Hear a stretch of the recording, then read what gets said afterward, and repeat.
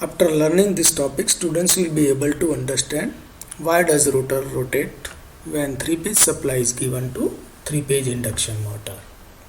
હવે આપણે સૌ ભણી ગયા કે જ્યારે થ્રી-ફેઝ પાવર અથવા થ્રી-ફેઝ વોલ્ટેજ આપણે થ્રી-ફેઝ ઇન્ડક્શન મોટરના સ્ટેટર પોર્શનને આપીએ છીએ ત્યારે રિવોલ્વિંગ મેગ્નેટિક ફિલ્ડ ફ્લક્સ પેદા થાય છે કે જેની સ્પીડ છે NS means synchronous speed 120 f/p અને એની મેગ્નિટ્યુડ હતી 1.5 ટાઈમ્સ φm. ઓકે, તો આપણે એ પહેલાં અગાઉના લેક્ચરમાં ભણી ગયેલા છીએ. આ થ્રી પેજ ઇન્ડક્શન મોટરના સ્ટેટર પોર્શનના આપણે થ્રી પેજ પાવર આપે તો ઓકે એના સ્ટેટર વાઇન્ડિંગને, તો એના કારણે જે કરંટ ફ્લો થયો અને જે ફ્લક્સ પ્રોડ્યુસ થયું સ્ટેટર ફ્લક્સ, બરાબર, તો એ stator flux rotating magnetic field હતું, ખ્યાલ હોય તો, અને એની મેગ્નિટ્યુડ હતી આ રીતે હતું. સર્કલ તમે થિંક કરો, સર્કલની રેડિયસ સેમ છે.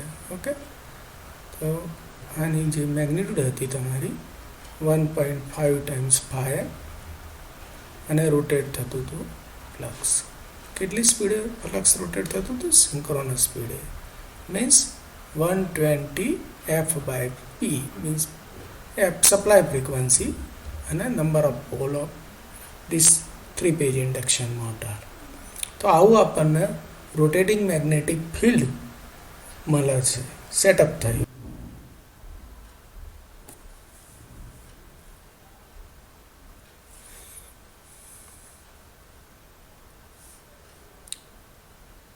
This is your stator portion.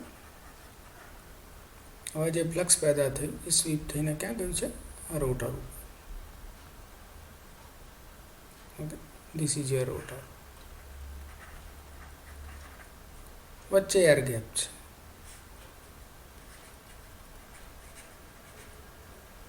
Okay, આ રોટર પોર્શન. હવે રોટરની અંદર તમને ખબર છે એના કન્સ્ટ્રક્શનમાં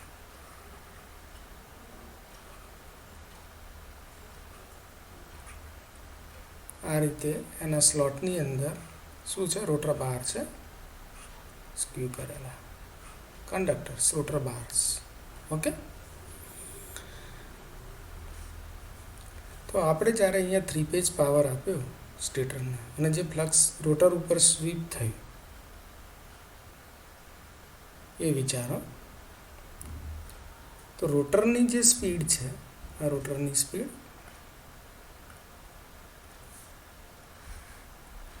એ ઇનિશિયલી 0 છે, મીન્સ કે આપણે એને ડિનોટ કરવી હોય તો n is equal to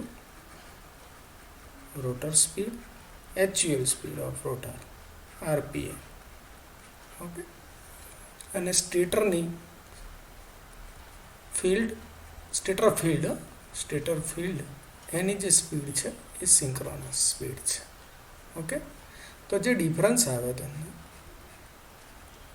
NS minus n. Okay, આ સ્ટેટર ફિલ્ડની સ્પીડ, રોટરની ફિલ્ડ, બંને વચ્ચેનો જે ડિફરન્સ છે means that is the relative speed.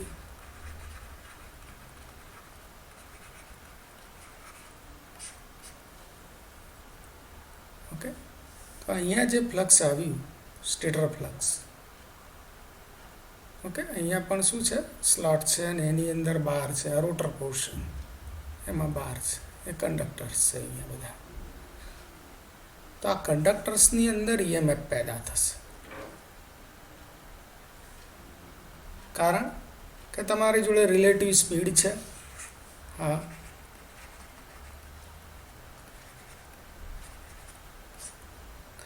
Stator magnetic field છે. હા, તો બંને હાજર છે. તો થર્ડ પેરામીટર તમને મળી જાય EMF E is equal two BLV sin θના આધારે. मीन्स फ्लक्स पर एरिया में it is flux density conductors છે હા તો એની લેન્થ પણ છે અને રિલેટિવ વેલોસિટી પણ છે ઓકે અને એંગલ પણ છે એક્સિસ છે ઓકે તો ઈ મીન્સ કે ઈએમએફ પેદા થશે ક્યાં રોટરના કંડક્ટરમાં ઈએમએફ પેદા થશે ઓકે હવે રોટર તમને ખબર છે કે રોટર શોર્ટ સર્કિટેડ છે આવા બધા ઘણા બાર છે અહીંયા તમે હેન્ડ રિંગ્સ દ્વારા શોર્ટ કરેલું છે ઓકે ઘણા બધા રોટર્સના બાર છે means conductors means circuit close થઈ રહી છે સર્કિટ ક્લોઝ વોલ્ટેજ હોય અને સર્કિટ ક્લોઝ થતી હોય તો તમારે ખ્યાલ છે કે કરંટ સર્ક્યુલેટ થાય ઓકે તો કરંટ ફ્લો થશે મીન્સ કે કરંટ એક્ઝિસ્ટ થયો ક્યાં રોટરમાં રોટરના બાર્સની અંદર કરંટ પેદા થયો બરાબર છે એ પહેલાં આપણે એમ કહીએ કે આ જે ઈ પેદા થયો ઈએમએફ ક્યાં રોટરના કંડક્ટરમાં એની જો ડિરેક્શન તમારે ફાઇન્ડ કરવી હોય તો આપણને ખબર છે કે ફ્લેમિંગ્સ રાઇટ હેન્ડ રૂલ દ્વારા તમે ઈએમએફની દિશા ફાઇન્ડ કરી શકો છો અને આ ઈએમએફ રોટરમાં જે પેદા થયો રોટરની સર્કિટ ક્લોઝ છે માટે રોટરમાં કરંટ ફ્લો થયો બરાબર છે in presence of magnetic field તમને ખબર છે કે મેગ્નેટિક ફિલ્ડ છે તો મેગ્નેટિક ફિલ્ડની પ્રેઝન્સની અંદર રોટરના બારમાં કરંટ સર્ક્યુલેટ થાય તો according to f is equal two BIL sin theta okay means કે કરંટ છે કંડક્ટર છે તો એની લેન્થ હોય અને ફ્લક્સ પણ છે માટે ફોર્સ પેદા થશે મીન્સ કે કંડક્ટર ઉપર ફોર્સ લાગશે ઓકે એની જે દિશા આપણે ફાઇન્ડ કરવી હોય તો ફ્લેમિંગ્સ લેફ્ટ હેન્ડ રૂલ દ્વારા આપણે ફોર્સની દિશા ફાઇન્ડ કરી શકીએ છીએ આ દરેક કંડક્ટર ઉપર ફોર્સ લાગશે ઓકે પર્ટિક્યુલર ડિરેક્શનની અંદર અને એના કારણે રોટર રોટેટ થશે પણ રોટેટ કઈ દિશામાં રોટર રોટેટ થાય તો આપણને ખબર છે ઓપોઝ ધી કોઝ કારણનો હંમેશા વિરોધ થાય આપણે લેન્ઝના નિયમમાં પણ ભણી ગયેલા છીએ ઓપોઝ ધ કોઝ તો કારણ શું છે કે રિલેટિવ મોશન આ ફિલ્ડની સ્પીડ છે NS બરાબર છે રોટરની એકચ્યુઅલ સ્પીડ n છે બરાબર છે તો આ ફોર્સના કારણે રોટર રોટેટ થવા માંડ્યું પણ કઈ દિશામાં રોટર રોટેટ થશે દાખલા તરીકે સિંક્રોનસ સ્પીડ છે તમારે અહીંયા બતાવી છે કે સપોઝ આ દિશામાં આમ છે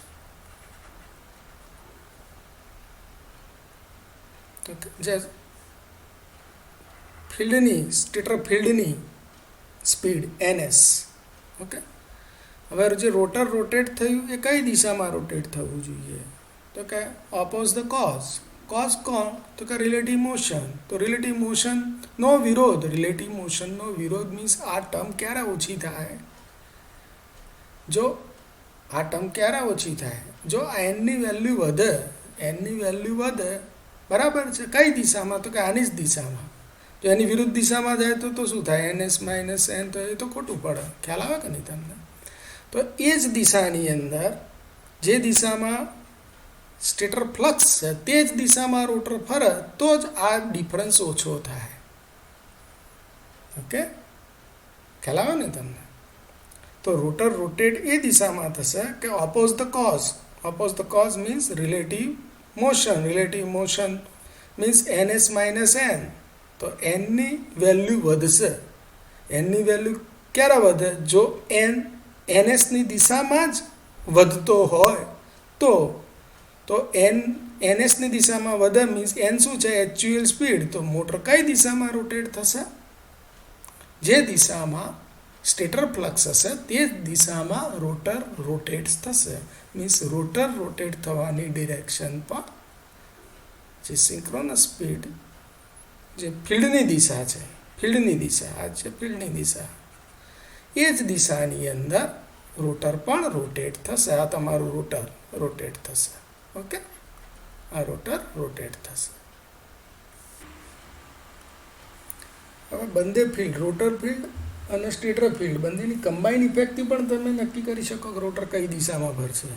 આપણને ખબર છે સ્ટેટરના પાવર તમે 3 ફેઝ પાવર આપ્યો છે, એના કારણે રોટેટિંગ મેગ્નેટિક ફ્લક્સ પેદા થયું, બરાબર છે. એના કારણે રોટરની અંદર આ તમારા અહીંયા સ્ટેટરના કંડક્ટર્સ છે, બરાબર છે.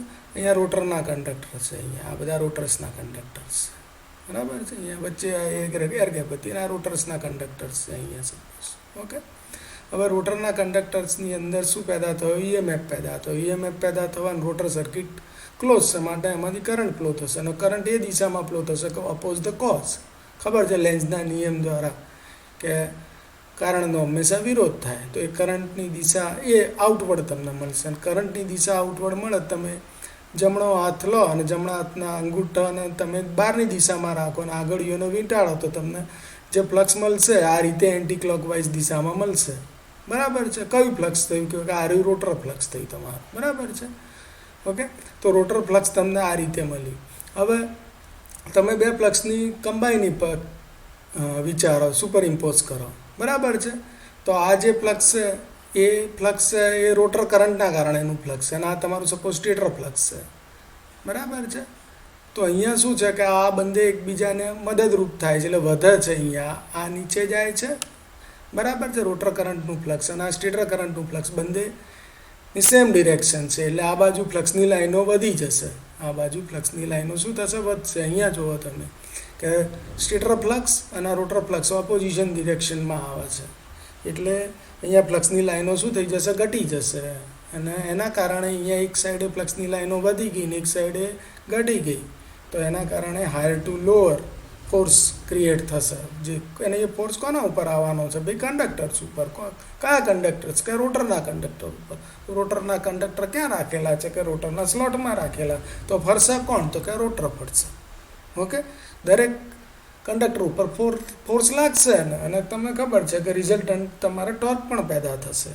તો કઈ દિશામાં ફર્યું તમારું? જો કે ફોર્સ આ રીતે લાગ્યો, તો તમને જે રોટર ફર્યું આ દિશામાં, તો રોટર પણ શું થયું? જે દિશામાં તમારું સ્ટેટર ફ્લક્સ હતું તે જ દિશાની અંદર રોટર રોટેટ થયું. ઓકે,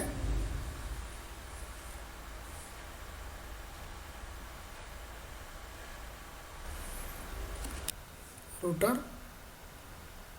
સ્ટેટર ફિલ્ડની દિશાની અંદર રોટેટ થયું, બરાબર. એની સ્પીડ વધી, તો વધતી એ કેટલી અચીવ કરી શકે?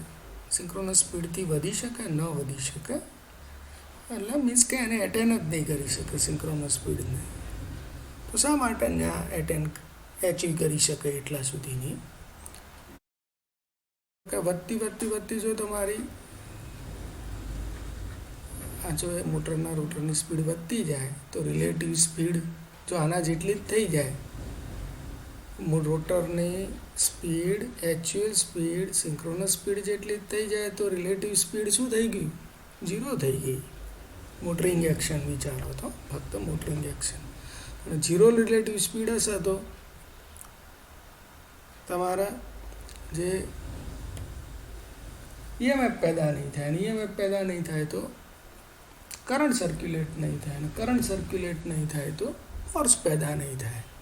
ઓકે, એટલે rotor can not achieve the synchronous speed.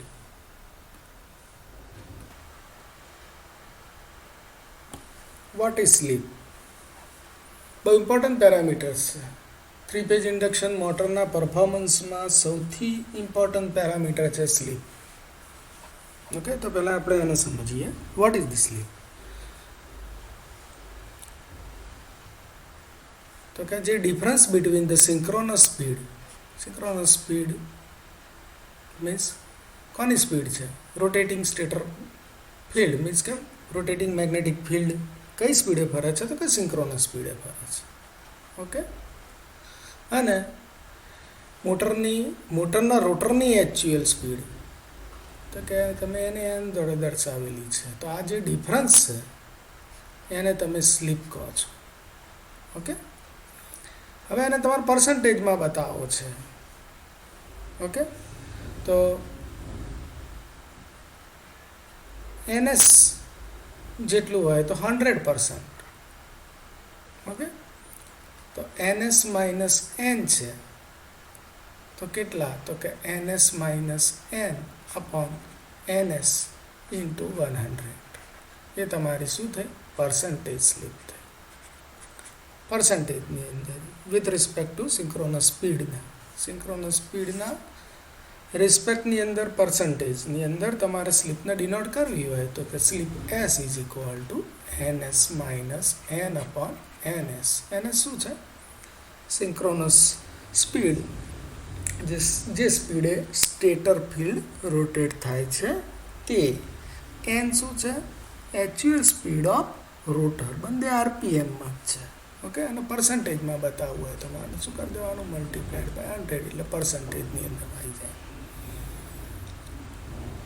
Okay, આ જે સ્લીપ છે, હવે શરૂઆતની અંદર તમે વિચારો મોટર તમે ચાલુ કરી રહ્યા છો સ્ટેન્ડ સ્ટીલ પરિસ્થિતિ, મીન્સ કે રોટર તમારું કેવું છે, સ્ટેશનરી છે. તો સ્ટેશનરી રોટર હોય તો એ વખતે એન કેટલો થશે, 0 થશે.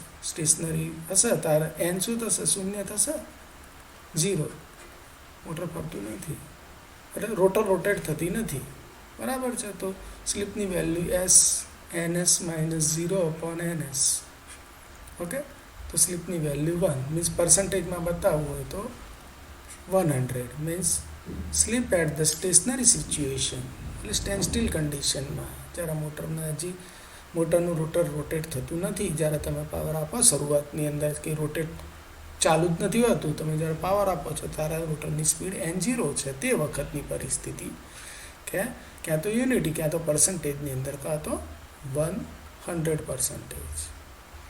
ઓકે, હવે નો લોડની અંદર જનરલી આ જનરલ ડેટા છે કે જે સ્લીપ છે એ વેરીઝ લેસ દેન 0.1% હોય છે, બરાબર છે. ફૂલ લોડે સ્લીપ છે, મોટી મોટર હશે તો 0.5% મળે સ્લીપ, અને નાની મોટર હશે તો અપ ટુ 0થી વધુ અને 5થી ઓછી એવી મળશે તમને. અને મોટરના રોટરને તમે લોક કરી દો તો એન તમારો 0 થઈ જાય, તો એ પણ એ વખતે લોક રોટરમાં પણ તમારી સ્લીપની વેલ્યુ 1 અથવા 100% હોય.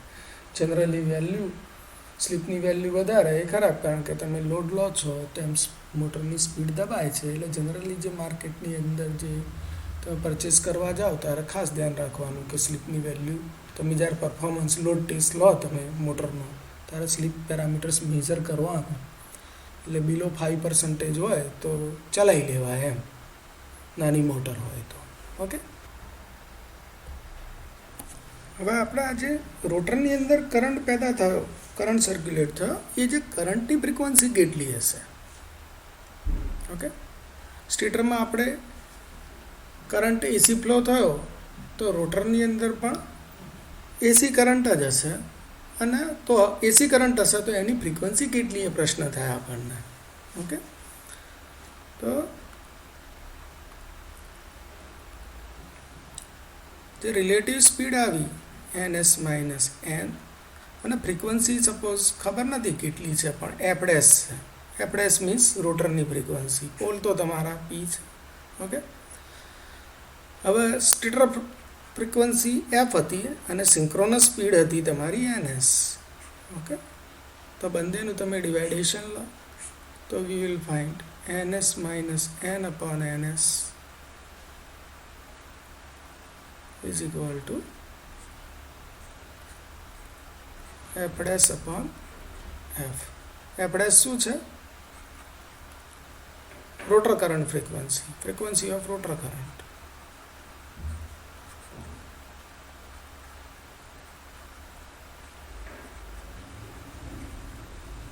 બરાબર, હવે આપણને ખબર છે કે NS minus N upon NS એ તમારું શું થાય છે, સ્લીપ થાય છે. તો એના ઉપરથી આપણને ખબર પડી જાય કે F dash is equal to slip into F. Slip into F. F શું છે, સપ્લાય ફ્રીક્વન્સી.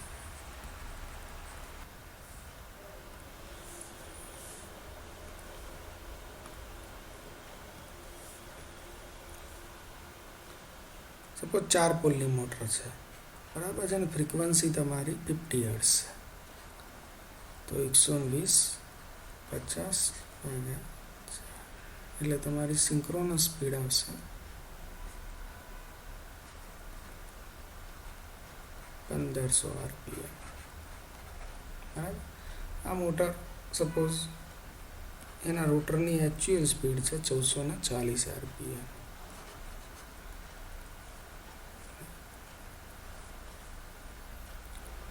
તો જે સ્લીપ આવશે NS માઇનસ N/NS,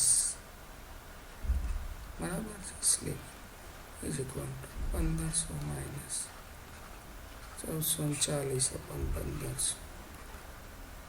ઓકે, તો it will become around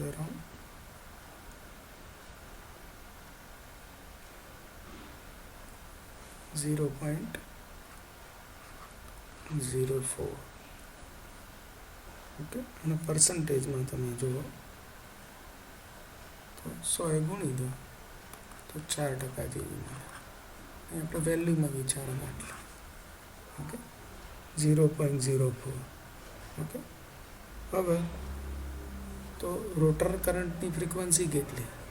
તો કે રોટર કરંટની frequency F dash is equal to slip time supply frequency. Okay, તો સ્લીપ એસ કેટલો? 0.04. Supply frequency 50 hertz means 2 hertz. Okay, તો અહીંયા જાણો છો કે તમારે કે રોટર કરંટની ફ્રીક્વન્સી કેટલી થઈ? ફક્ત 2 હર્ટ્ઝ. સ્ટેટર કરંટ 1 સેકન્ડમાં 50 આંટા મારશે, તો રોટર કરંટ 1 સેકન્ડમાં ફક્ત 2 જ આંટા મારશે. ઓકે,